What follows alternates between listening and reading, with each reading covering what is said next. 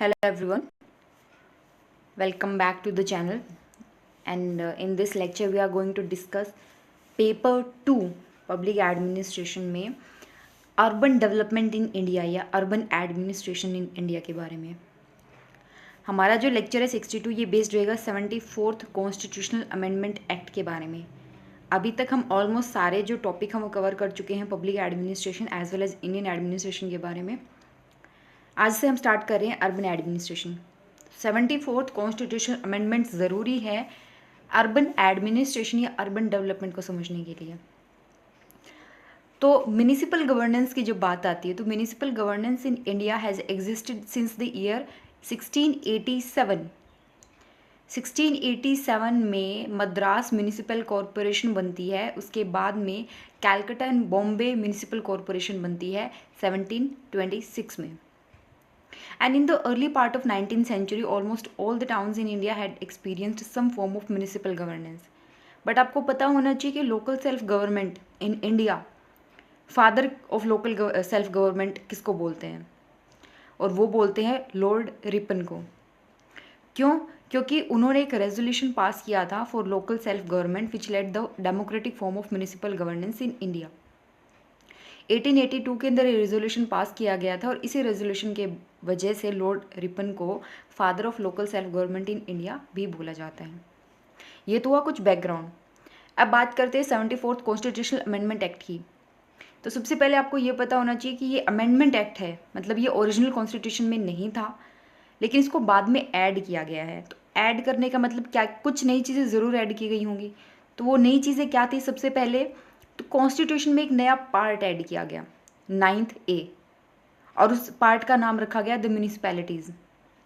एक शेड्यूल बनाया गया 12th शेड्यूल जिसको आप बोलते हैं, और उस शेड्यूल के अंदर 18 फंक्शनल आइटम्स रखे, ऐसे फंक्शंस रखे 18 जो म्यूनिसिपैलिटीज़ परफॉर्म करेंगी।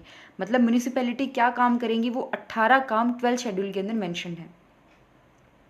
और जैसा 74th कॉन्स्टिट्यूशनल अमेंडमेंट एक्ट में हमने पढ़ा कि उसमें कुछ कंपलसरी प्रोविजन है, कुछ वॉलंटरी प्रोविजन है। सेम 74th अमेंडमेंट एक्ट के साथ है, कुछ कंपलसरी प्रोविजन है और कुछ वॉलंटरी है।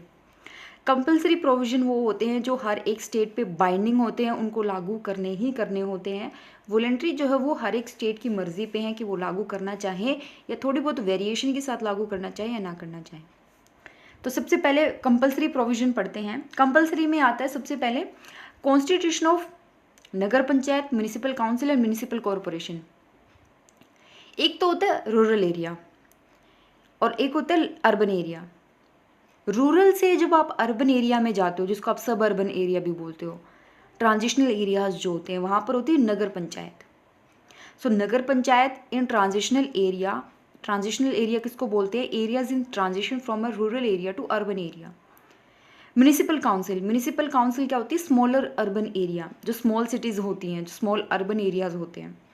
और म्यूनिसिपल कॉरपोरेशन होती है इन लार्जर अर्बन एरियाज।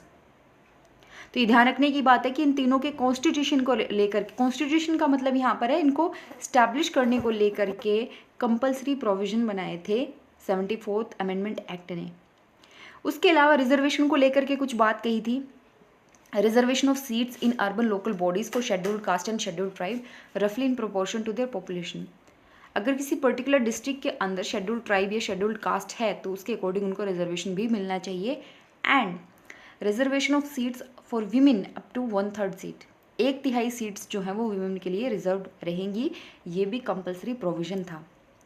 इसके अलावा स्टेट इलेक्शन कमीशन की अगर हम बात करें तो स्टेट इलेक्शन कमीशन को कॉन्स्टिट्यूट किया गया in order to conduct election in the Panchayati Raj body, will also conduct election to the urban local self governing body. देखिए हमारी कंट्री में जितने भी इलेक्शंस कंटेस्ट किए जाते हैं उनमें से स्टेट इलेक्शन कमीशन का काम होता है कि जो लोकल बॉडीज़ हैं ना, उन लोकल बॉडीज़ का इलेक्शन करवाना, वो काम है स्टेट इलेक्शन कमीशन का। पंचायती राज और urban local bodies, state election commission का मतलब होता है कि हर एक स्टेट का अलग से कमीशन होगा। And same state finance commission, हर एक स्टेट के लिए अलग फाइनेंस कमीशन होगा और वो क्या करेगा कि स्टेट के फंड से पंचायती राज या इनको लोकल बॉडीज़ को कितना फंड मिलेगा वो डिसाइड करता है आपका state finance commission. So state finance commission constituted to deal with financial affair of Panchayati Raj bodies will also look into the financial affair of local urban self governing body. जो Panchayati Raj bodies के लिए बनाया गया वही state finance commission urban local bodies पे भी focus करेगा। And tenure fix किया गया, कंपल्सरी प्रोविजन में टेन्योर को ऐड किया गया, फिक्स कर दिया गया 5 साल के लिए। And in case of earlier resolution fresh election are to be held within 6 month.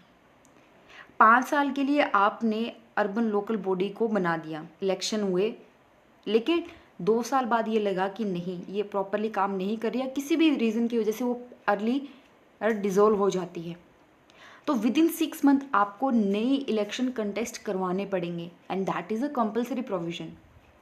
Clear यहाँ तक?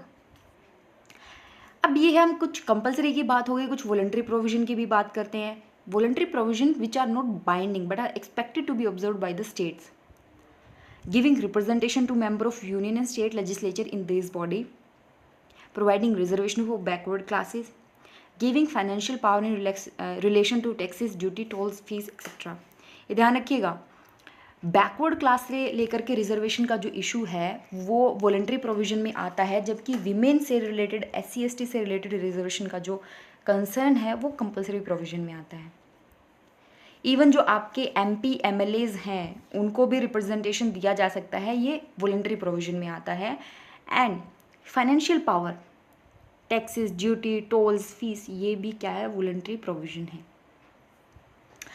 देन अब हमारे लिए जो काम का है वो ये है कि making the municipal bodies autonomous and devolution of power to this body to perform some और all the function enumerated in the 12th schedule added to the constitution through this act और to prepare plan for economic development.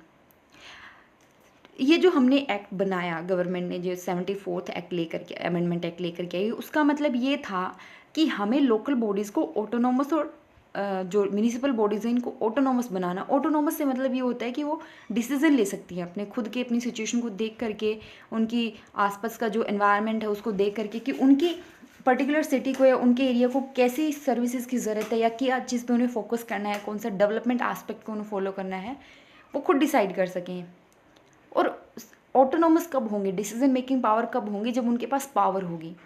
तो decentralisation, devolution of power, so that they can perform all the actions, they can perform all the functions mentioned in the 12th schedule.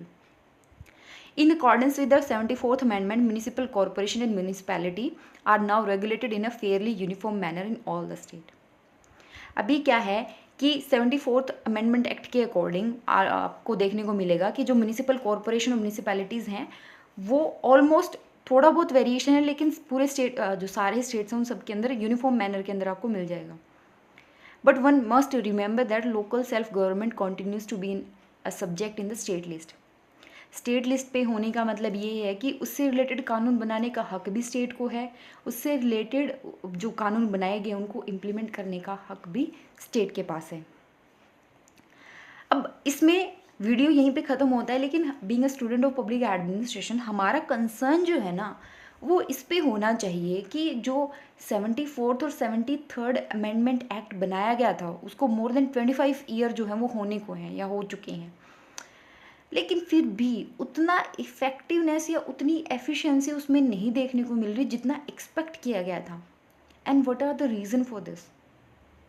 Reason है कि उनको proper fund नहीं मिल रहा, उनके पास proper functionaries नहीं हैं, officials अच्छे नहीं हैं या अच्छे से काम नहीं करते, उनके पास जो फंक्शन आपने डिफ़ाइन किए उनको प्रॉपरली वो पावर नहीं दी गई। कुछ रीज़न है जिनकी वजह से जो लोकल सेल्फ गवर्नमेंट का एक ड्रीम था वो अभी तक प्रॉपरली पूरा नहीं हो पाया है। तो इसके ऊपर सोचिएगा इस पूरे टॉपिक पे कि किस तरीके से इनको बेहतर इम्प्रूव किया जा सकता है, बेहतर एफिशिएंट वे में इनकी जो फंक्शनिंग है वो इम्प्रूव की जा सकती है ताकि और भी ज़्यादा इफेक्टिवली काम कर सके, रिसोर्स का ऑप्टिमम यूटिलाइजेशन हो, डिसेंट्रलाइजेशन को प्रमोट किया जा सके, डिवोल्यूशन को प्रमोट किया जा सके। इसी के साथ ये वीडियो ख़त्म करते हैं। नेक्स्ट वीडियो में हम डिस्कस करेंगे composition and function of urban local bodies के बारे में। So till then take care, next video के साथ जल्दी मिलते हैं। Thank you.